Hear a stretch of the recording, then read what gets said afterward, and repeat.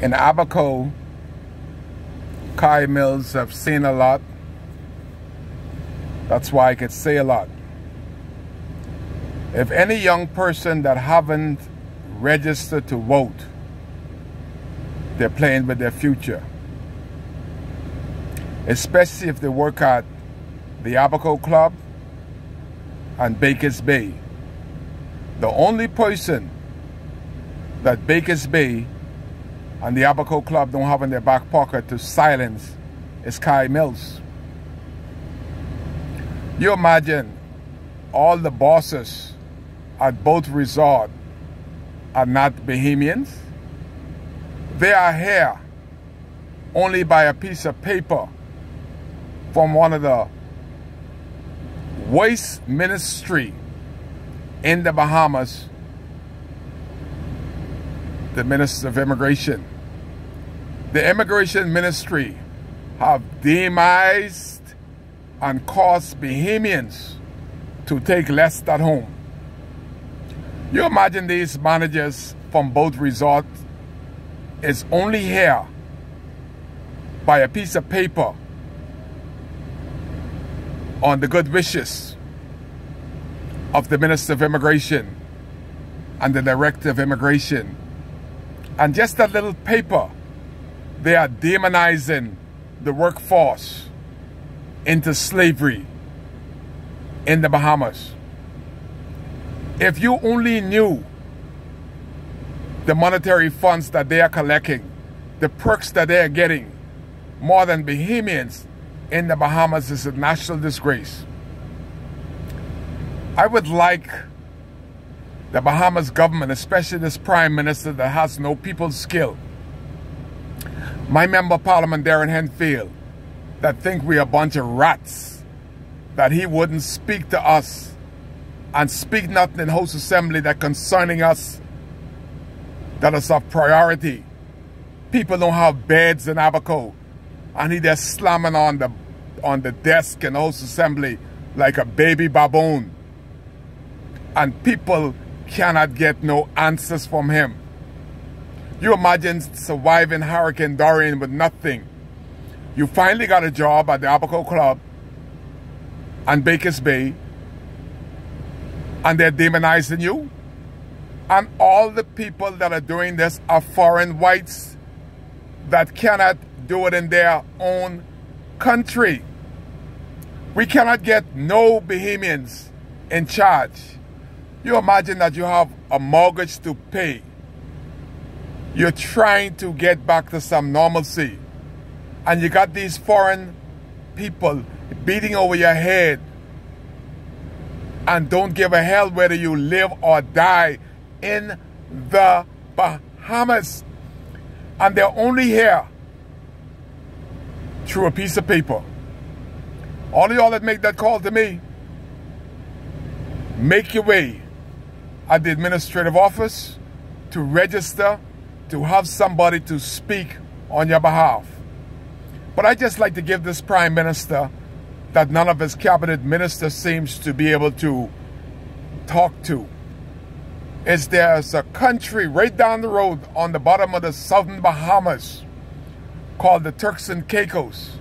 And ask yourself, Minister of Immigration, the Prime Minister, and other ministry in the Commonwealth of the Bahamas, take a page out of Turks and Caicos playbook and ask yourself, is there any expatriates that are managing these resorts in Turks and Caicos and is treating the Turks and Caicos workers in Providencia Island, Little Caicos, and other parts of Turks and Caicos?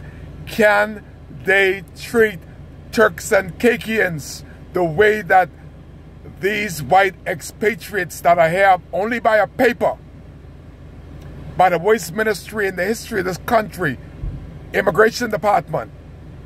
Can they do the same in Turks and Caicos? I think not. Does Turks and Caicos have the same problem? Shut down, open up, shut down, open up. It's tourist flocking to Turks and Caicos. They're doing something that a big resort like Baker's Bay ought to be doing. Baker's Bay could pay somebody to do the PCR test and the regular test every week at Baker's Bay. What are they losing and how much are they losing by setting down 3 and 4 job sites for 2 weeks? It would be more productivity if the people were properly tested and continue to go to work in a safe environment. Right now, both places, Baker's Bay and the Abaco Club, the guests and the workers are playing Russian roulette every day, because you go into work feeling okay and you end up getting sick. And then Baker's Bay will say they bring you on a ferry and they put you up top on the ferry. But how you get up on top of the ferry? Helicopter put you on top? Or did you walk through the populace and go on top? Everybody on the Daisy is in trouble, including the captain, the mate, and the crew. If you put somebody on that boat that is tested positive and you don't bring them on a private boat, everybody can be exposed. And look what happened to your workforce. If 100 persons get the virus in one day because of one person and bad management skill. But again, the Bahamas government need to take a playbook from the Turks and Caicos new government, and they're doing so much better than the Bahamas government, because they collectively got together and each minister respect each other. The prime minister don't act like Kunta Kinte and an oligarchy that only his mother breathed brains and sense into him like our prime minister. Dr. Minister believed that when he speaks, he's a god. And nobody else is supposed to have brains to think, only ministers. You imagine all of them going to the airport like a bunch of idiots to pick up a vaccine that was given to them? What happened to the millions? Did anybody remember the millions of dollars that they said they were going to spend on the vaccine? Which vaccine? And where did the government of the Bahamas purchase these millions of dollars worth of vaccine? All I could hear is India giving them free vaccine, America giving them free vaccine, but they had millions of dollars. I see $17 million that were spent on COVID-19 protocols. Break it down. Let Bahamians know what y'all spent over $17 million on. Because we know that the millions and millions of dollars that was spent on Hurricane Dorian, on the domes, the trailers, that never benefit Abaconians. That still got Abaconians in limbo. The money would have been better spent if this Prime Minister, if our Member of Parliament, Darren Henfield, had the balls to speak up for our people and say to the government, Mr. Prime Minister, sir, you already got your hands on his coattail. You're walking around with him. Shake his coattail and say, Darren Henfield, Mr. Prime Minister, the money would have been better spent if you would have given the Bahamians the $7 million with the material that you placed them in a dome forevermore. That's why it's called dome. Once you got in that dome, all hopes are gone. You're doomed forevermore. And if you think that this government gonna help you from becoming dome in a dome, you have a lot to think about. This is the time.